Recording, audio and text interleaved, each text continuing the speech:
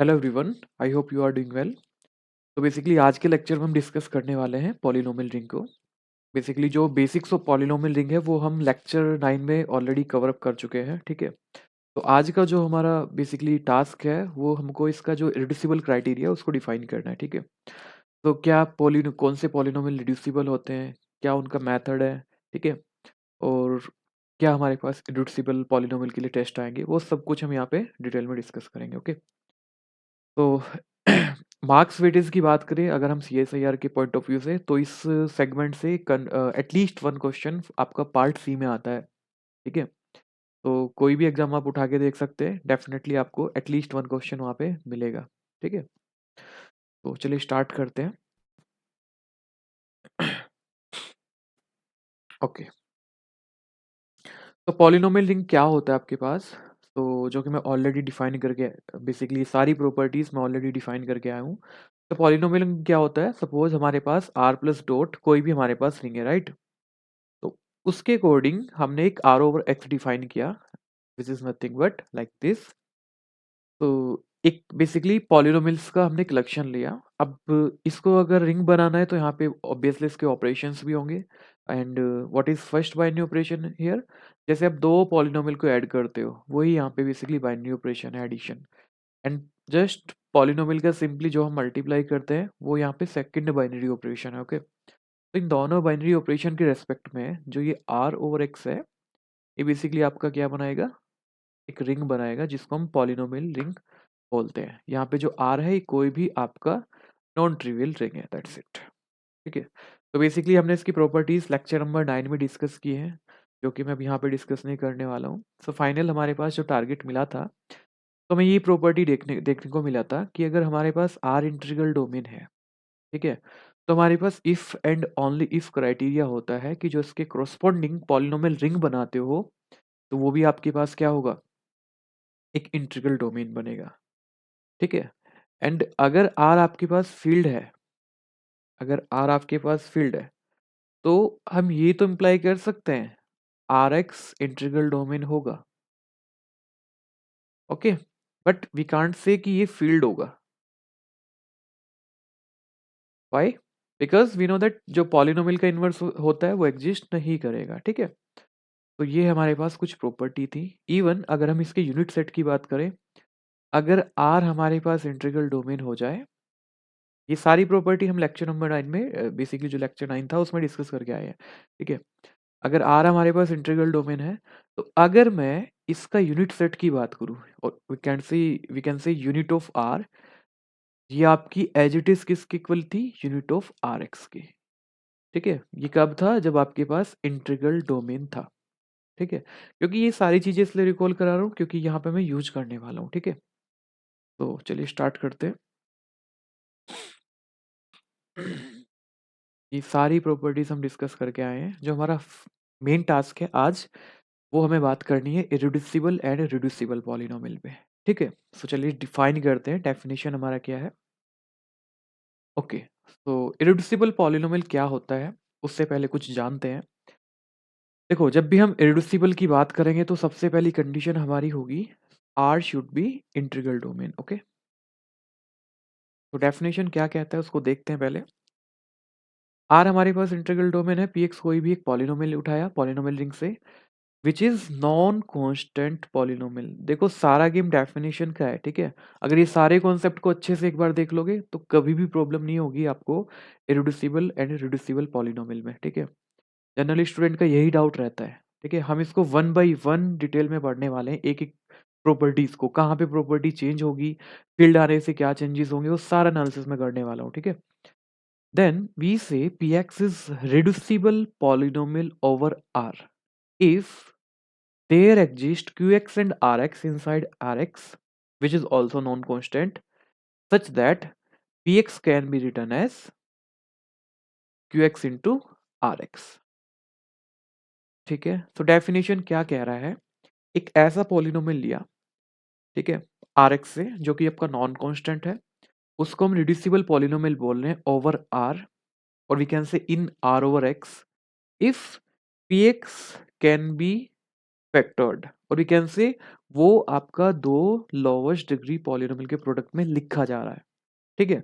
और जो पॉलिनोमियल आपको मिले वो भी आपके पास नॉन कांस्टेंट है, ठीक है? ये हमारा डेफिनेशन होता है इररेड्यूसिबल पॉलिनोमियल का। यहाँ पे कॉन्सेप्ट भी आता है जो हम प्रीवियस लेक्चर्स में ही करके आए हैं,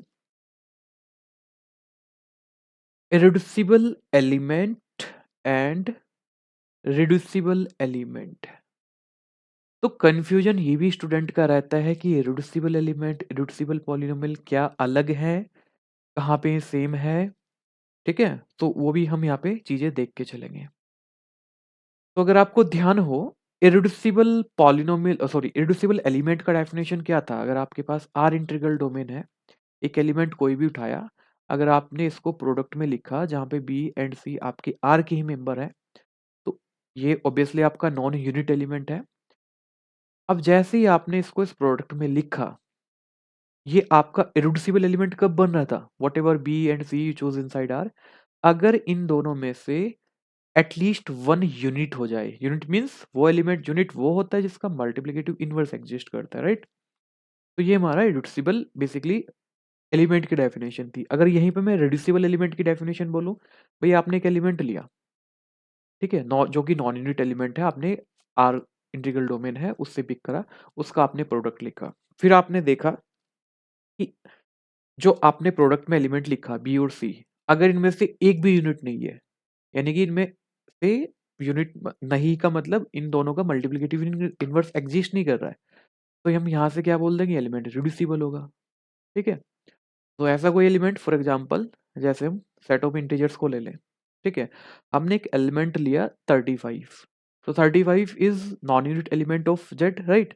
बट 35 को आप यहाँ पे फैक्टर करो 5 into 7, ये आपका बी दिख रहा है, ये आपका सी दिख रहा है, आप चेक कर सकते हो 5 and 7 आपके यूनिट नहीं है, तो 35 यहाँ पे क्या हो गया? 35 यहाँ पे हो गया रिड्यूसिबल एलिमेंट, ठीक है? तो ये तो बात ही कि इन जनरल इंटीग्रल डोमेन में इररेड्यूसिबल एलिमेंट क्या होता है, इररेड्यूसिबल रिड्यूसिबल एलिमेंट क्या होता है, ठीक है?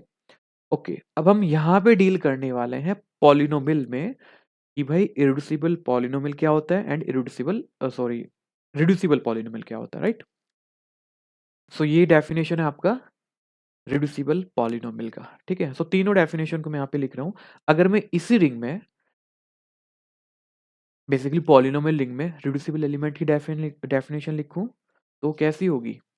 Px is called reducible element in Rx if we can find Qx and Rx, जहाँ पे Qx and Rx आपके नॉन यूनिट एलिमेंट है, सच दैट Px को मैं ऐसा लिख पाऊँ। ये सेम बात है जैसे मैंने एक जनरल इंटीग्रल डोमेन के लिए आपको बताया। तो इंटीग्रल डोमेन इन पर्टिकुलर भी डेफिनेशन यही बनेगा, राइट? अगर मैं यहाँ पे पॉलिनोमियल रिंग ले लूँ, ठीक है। तो ये हमारा रिड्यूसिबल एलिमेंट का डेफिनेशन है इन Rx, और ये हमारा जो है रिड्यूसिबल पॉलिनोमियल का डेफिनेशन है। ओके, अब बात करते हैं व्हाट इज इररेड्यूसिबल पॉलिनोमियल। कोई भी पॉलिनोमियल लिया, px belongs to rx, px is non constant, then px is called irreducible polynomial over r if it cannot be product of two non constant polynomial। General definition सबसे strongest part होगी इस lecture का, क्योंकि हम यहाँ पे कुछ basically test भी यहाँ पे देखेंगे, बट आपके एग्जाम में क्वेश्चन क्या आता है, कई बार तो आपको देखने को मिलेगा कि उन टेस्ट के अकॉर्डिंग ही क्वेश्चन की फ्रेमिंग होती है, बट अगर कोई भी टेस्ट आपका नहीं लग रहा है, फेल हो रहा है, तो आपको जनरल डेफिनेशन से ही जाना पड़ेगा, ठीक है? तो जनरल डेफिनेशन सबसे सिंपल है, उसको ही ध्यान में रखना है और बाकी टेस्ट भी आपके काम आएंगे। तो क्या कहता है रिड्यूसिबल पॉलिनोमियल कि भाई एक ऐसा पॉलिनोमियल लिया, नॉन कांस्टेंट है जो, अगर आप उसको दो टुकड़ों के प्रोडक्ट में नहीं लिख पाए, अगर लिख दिया तो रिड्यूसिबल, नहीं लिख पाए तो इरिड्यूसिबल, दैट्स इट।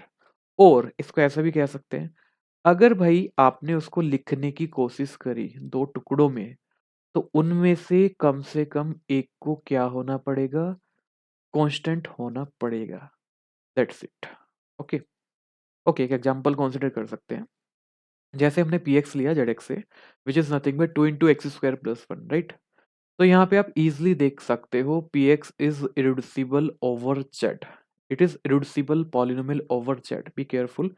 क्योंकि हमने यहाँ पे क्या लिखा है, पी एक्स को 2 into x square plus 1, right. क्या आप इसको दो लोवेस्ट डिग्री पॉलिनोमियल के प्रोडक्ट में लिख सकते हो? अगर आपने लिखने की कोशिश करी तो ये तो इमेजिनरी आएगा ना, x plus iota x minus iota, क्योंकि इसको आगे आप ब्रेक नहीं कर सकते क्योंकि वो तो जेड एक्स का मेंबर नहीं होगा। जेड एक्स मीन्स कोफिशिएंट आपके इंटीजर से आ रहे हैं।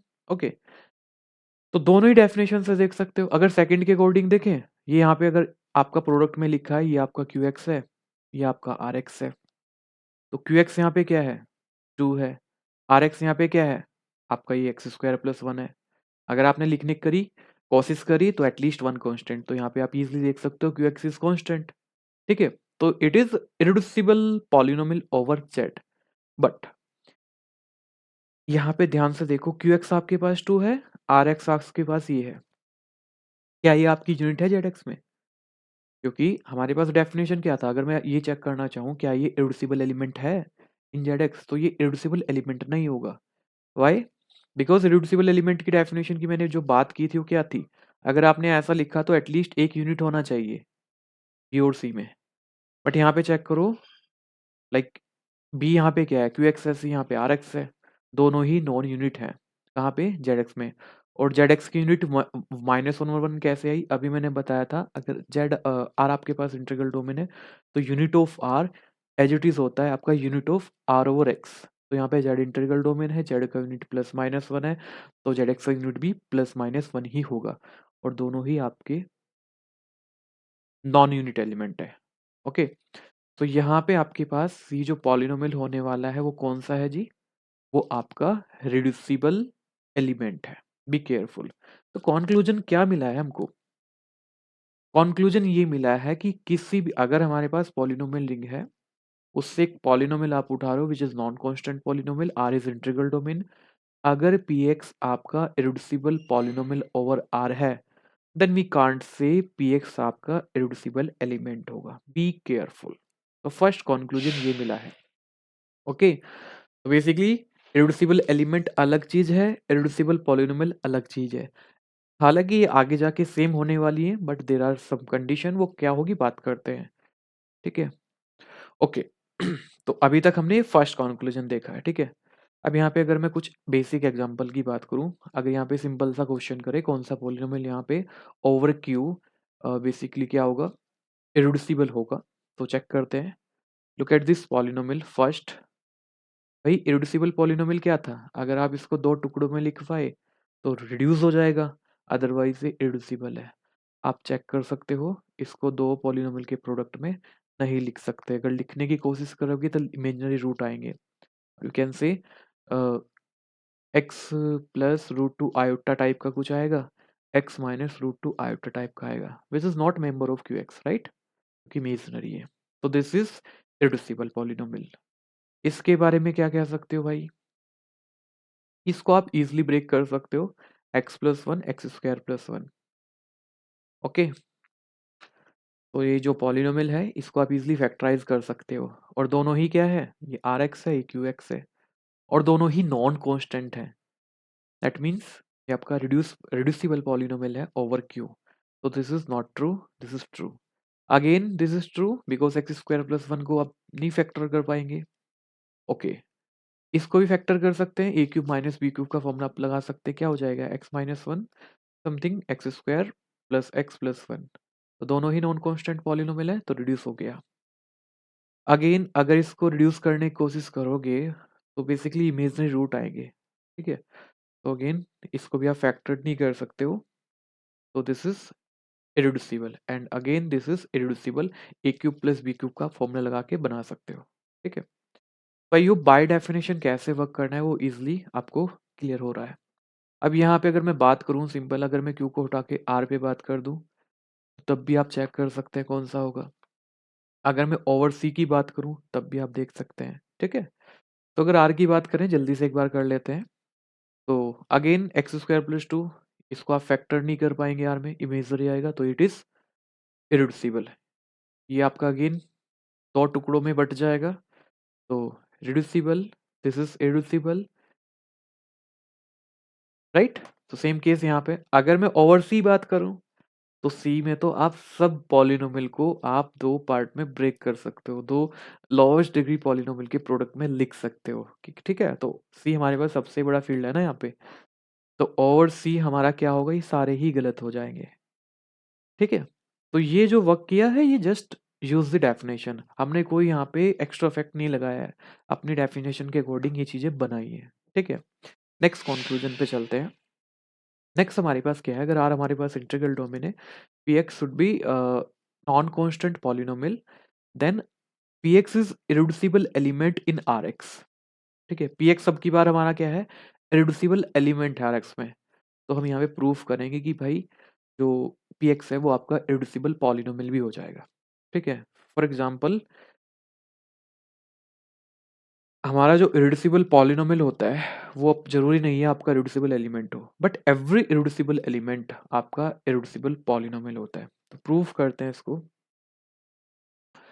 तो अगर आपके पास ये इरेड्यूसिबल एलिमेंट है, ठीक है, Px इज नॉन कांस्टेंट, तो अगर आपने Px को ऐसे लिखने की कोशिश करी, ठीक है, Qx and Rx both are member of Rx, ठीक है, बाय डेफिनेशन तो हमें पता है कि इन दोनों में से किसी को एक को कांस्टेंट होना पड़ेगा, दैट मींस आइदर Q और R is unit in Rx। Sorry, हम इरेड्यूसिबल एलिमेंट लेके चल रहे हैं, बी केयरफुल। तो दोनों में से कम एक यूनिट होगा। ओके, हम इसको ऐसे भी लिख सकते हैं, आइदर Qx और Rx in unit in what, जो Rx की यूनिट होती है वही आपकी R की यूनिट होती है। इसको मैं ऐसा भी लिख सकता हूँ, because R is integral domain. और R की जो यूनिट होंगी वो क्या होंगी, लाइक कुछ कांस्टेंट होंगी ना, कुछ नंबर्स होंगे। तो we can say either Qx is constant और Rx is constant, that's it. Simple सा प्रूफ है।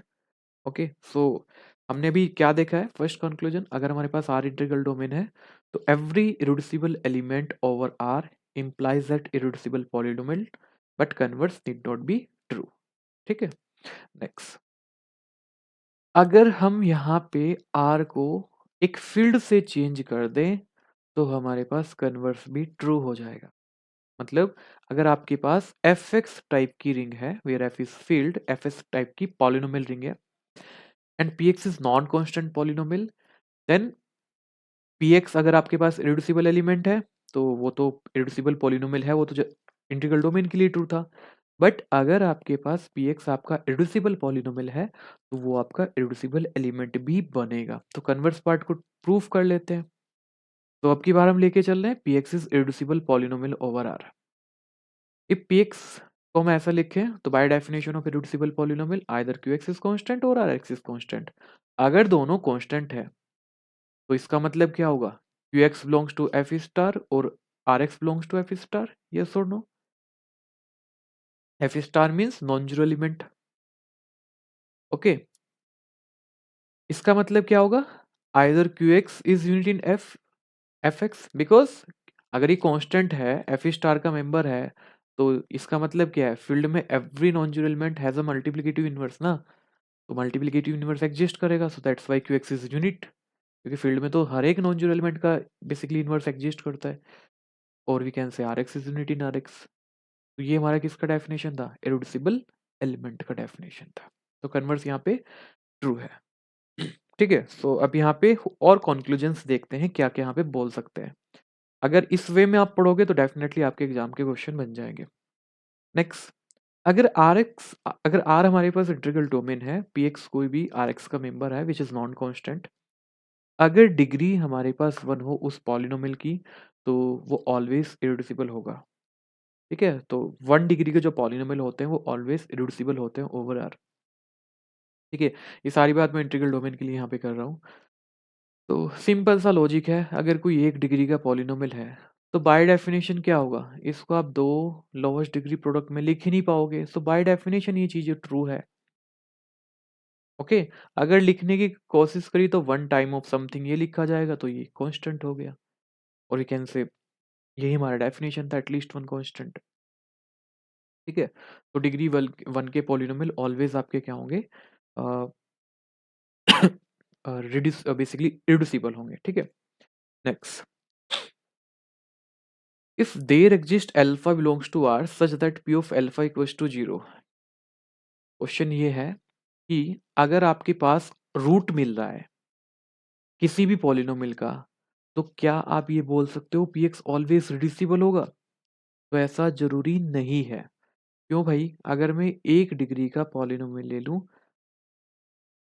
ठीक है, सो अल्फा इक्वल्स टू 1 इसका रूट है, बट ये तो आपका इरिड्यूसिबल है, ठीक है, ये तो आपका रिड्यूसिबल है, तो ये चीजें जरूरी नहीं है। अब यही छोटी छोटी चीजों में हमारे एग्जाम में बेसिकली गलती होती है। हालांकि जनरली स्टेटमेंट ट्रू होता है, कहाँ होता है, उसके लिए कंडीशन है, उसके लिए आपके पॉलिनोमियल की डिग्री एटलीस्ट 2 होनी चाहिए। तो 1 डिग्री के लिए आप ऐसा नहीं बोल सकते हैं, ठीक है। नेक्स्ट, अगर डिग्री 2 या 2 से ज़्यादा है, आपको रूट मिल रहा है, तो डेफिनेटली आप उसको रिड्यूसिबल पॉलिनोमियल बोल सकते हैं। वाई?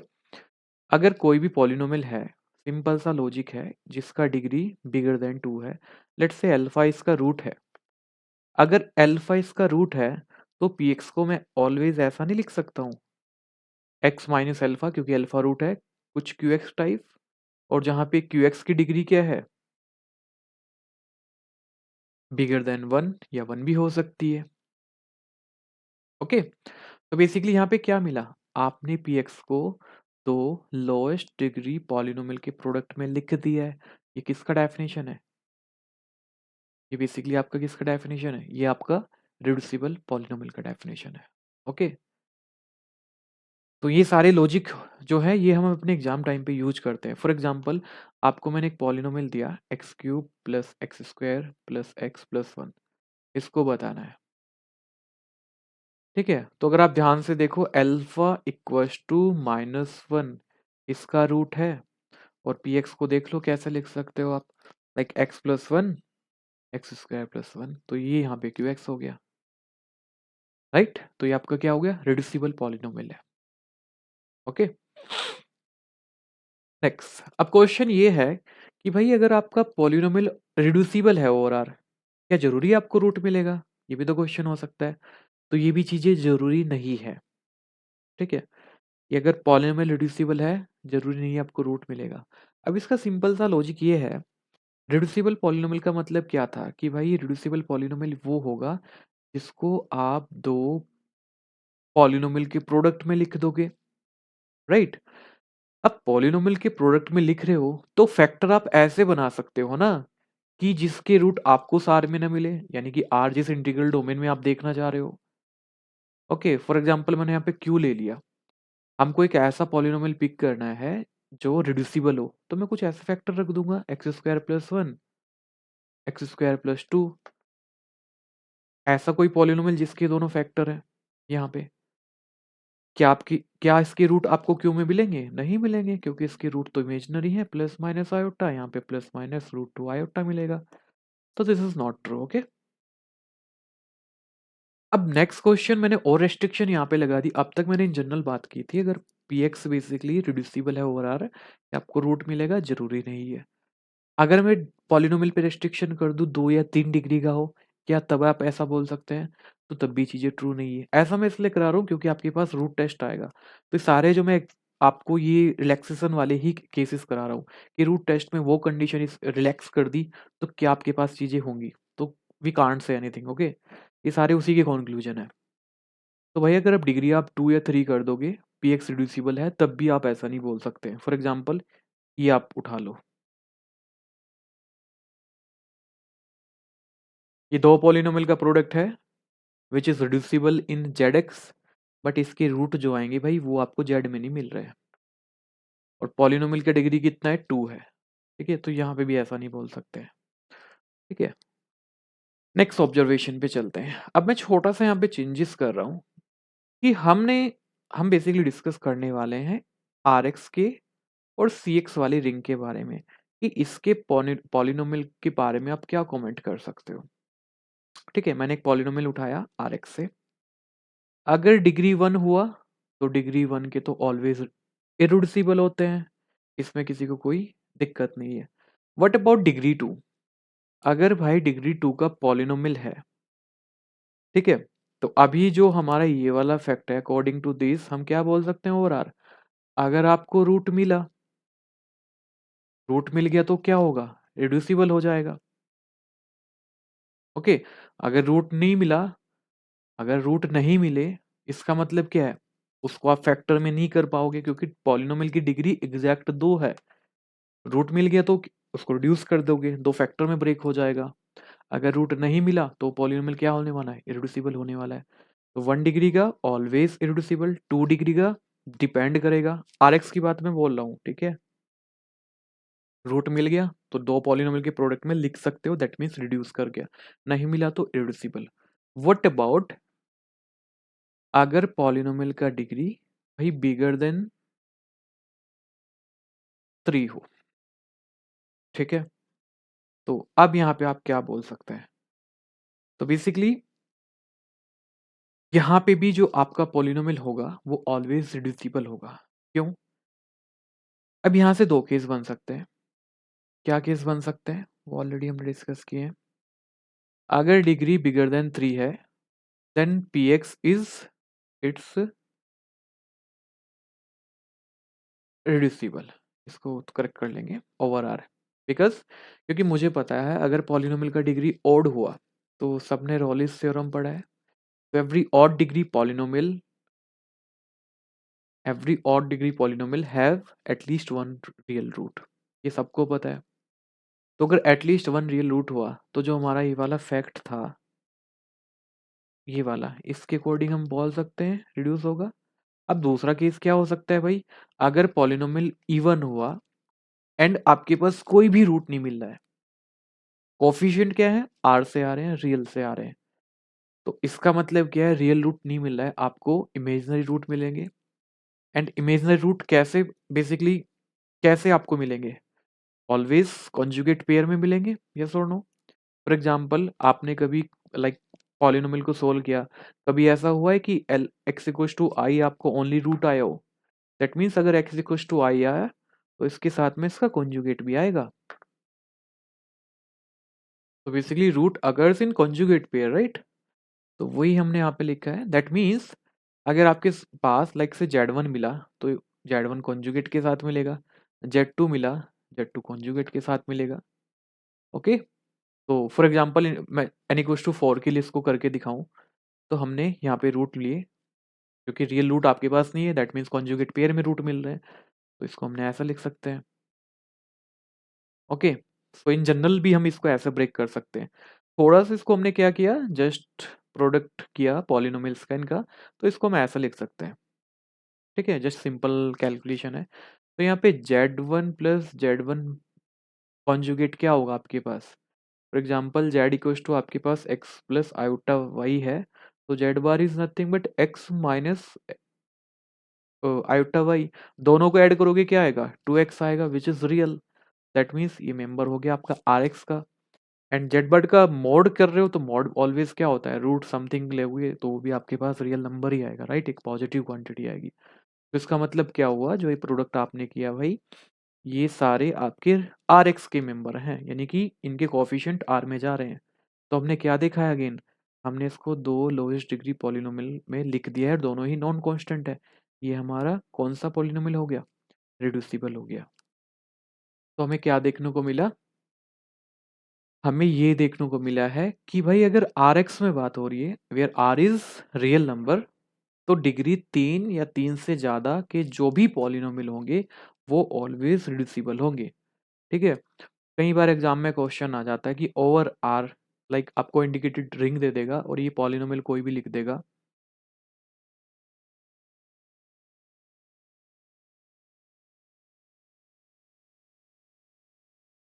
तो भाई आपको देखते ही क्या करना है, अगर ये सब सपोज ग्रोई में पॉलिनोमियल की आपसे बात कर रहा हूँ कि आर में इनका बिहेवियर कैसा है, तो आपको कोई टेस्ट यहाँ पे नहीं लिखा है, हमने कंक्लूजन क्या देखा है, इन जनरल प्रूफ किया है कि ओवर आर जिन पॉलिनोमियल का डिग्री 3 या 3 से ज़्यादा है वो ऑलवेज क्या होंगे, रिड्यूसिबल होंगे, ठीक है। सो ये सारे पॉलिनोमियल आपके क्या होंगे, रिड्यूसिबल होंगे, राइट। ओके, नेक्स्ट, अगर मैं सी एक्स की बात करूँ, दैट मीन्स पॉलिनोमियल रिंग, कैसी पॉलिनोमियल को इकट्ठा कर रहे हो, जिनके coefficient basically set of complex number से आ रहे हैं, ओके। तो अगेन अगर पॉलिनोमियल का डिग्री 1 हुआ, अगर पॉलिनोमियल का डिग्री 1 हुआ तो आपके पास क्या है, ऑलवेज इरेड्यूसिबल होगा, ये तो हम प्रूफ करके आए अभी। ओके, अगर डिग्री 2 या 2 से ज़्यादा हो तो आपको ऑलवेज रूट मिलेगा। और अगेन उस फैक्ट के अकॉर्डिंग जो लास्ट स्लाइड पे था उसके अकॉर्डिंग हम क्या बोल सकते हैं, ऑलवेज रिड्यूसिबल होगा। तो ओवर सी क्या बात कर रहे हैं कि भाई डिग्री 2 या 2 से ज़्यादा के जो भी पॉलिनोमियल होंगे वो आपके ऑलवेज रिड्यूसिबल होंगे। ठीक है, तो कभी भी ओवर रियल नंबर ओवर सी पूछ रहा है तो आपके पास डायरेक्ट फैक्ट है। ठीक है, ओवर आर में आपने क्या देखना है, ओवर आर में आपके पास डिग्री 3 या 3 से ज़्यादा के पॉलिनोमियल ऑलवेज रिड्यूसिबल होंगे और ओवर सी में डिग्री 2 या 2 से ज़्यादा के पॉलिनोमियल ऑलवेज रिड्यूसिबल होंगे। ठीक है, तो ये हमने बेसिकली बेसिक डेफिनेशन के अकॉर्डिंग यहाँ पे चीज़ों को देखा है। ओके, तो ओके, इस लेक्चर में तो इतना ही करते हैं। ठीक है, बेसिकली इस पे मैं छोटे-छोटे 3 लेक्चर लेने वाला हूँ इस पूरे कॉन्सेप्ट पे। कल हमारा जो टारगेट रहेगा, आई मीन नेक्स्ट लेक्चर में, वो हम डिस्कस करने वाले हैं। अभी तक जो आज का टास्क था वो था कि भाई with the help of definition हम क्या बोल सकते हैं, क्या डेफिनेशन है, कैसे उसको अप्लाई करना है। ठीक है, कल का टास्क होगा कि इसके कुछ हम टेस्ट पढ़ने वाले हैं, कुछ प्रॉपर्टीज को पढ़ने वाले हैं। ठीक है, इरेड्यूसिबिलिटी के, उसके अकॉर्डिंग क्वेश्चन को कैसे टैकल करना है। एंड थर्ड लेक्चर जो पॉलिनोमियल रिंग का लाइक नेक्स्ट लेक्चर होगा, नेक्स्ट से नेक्स्ट लेक्चर होगा, उसमें बेसिकली कुछ क्वेश्चन को हम डील करेंगे और कुछ एप्लीकेशन को डिस्कस करेंगे लाइक चाइनीज रिमाइंडर थ्योरम, और गेट में वहाँ पे कैसे क्वेश्चन आता है उन सबको हम डिस्कस करने वाले हैं। ठीक है, तो आज के लेक्चर में इतना ही करते हैं। कुछ मैं यहाँ पे होमवर्क लिख रहा हूँ आप लोगों के लिए, तो आप उनको ट्राई कर सकते हैं। बाय डेफिनेशन आपको वर्क करना है। ठीक है।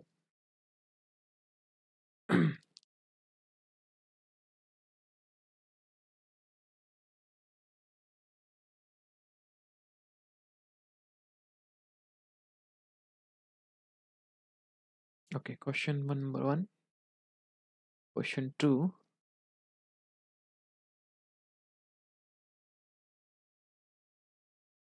Over Z2, question number 3,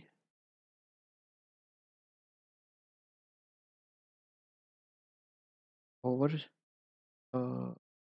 over Z, right.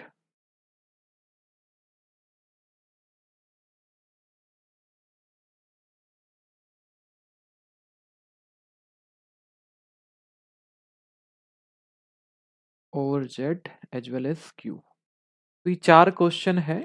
ठीक है, इन क्वेश्चन को पहले जो मैंने डेफिनेशन लिखवाई है, डेफिनेशन के अकॉर्डिंग आपने इनको बनाना है। ठीक है, और आगे के जो लेक्चर हैं उनमें सारे क्वेश्चन सब कुछ प्रॉपर डिटेल में डिस्कस हो जाएंगे। ठीक है, तो till then take care, bye bye.